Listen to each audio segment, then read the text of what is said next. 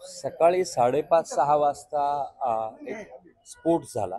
स्फोट झाल्यानंतर सर्व सोसायटी जागी झाली. लोक एकमेकांना वाचवण्यासाठी खाली पळायला लागली. तर साधारणतः ए विंगमध्ये 3ऱ्या माळ्यावरती ही आग लागलेली होती. 301 नंबरचा फ्लॅट जो आहे तो पूर्णतः जळून खाक झालेला आहे.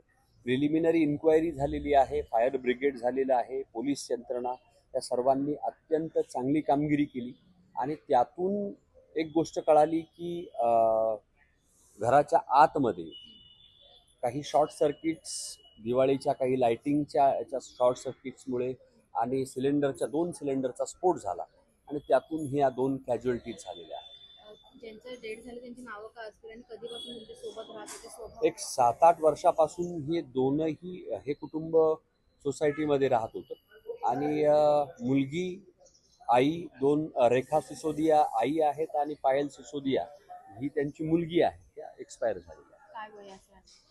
आईचं वय 40-45च्या दरम्यान असेल आणि मुलगी 19 ते 20 वर्षाची आहे. कशामुळे घटना घडली?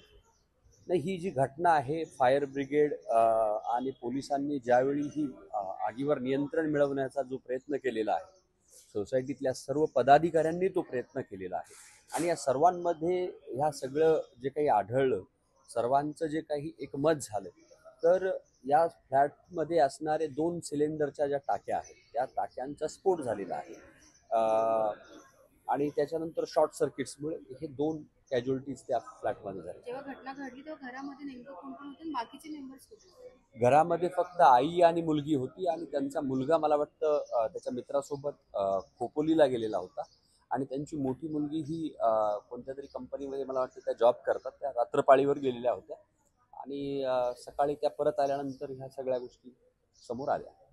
तुमचं नाव? माझं नाव ॲडव्होकेट महेश मोरे.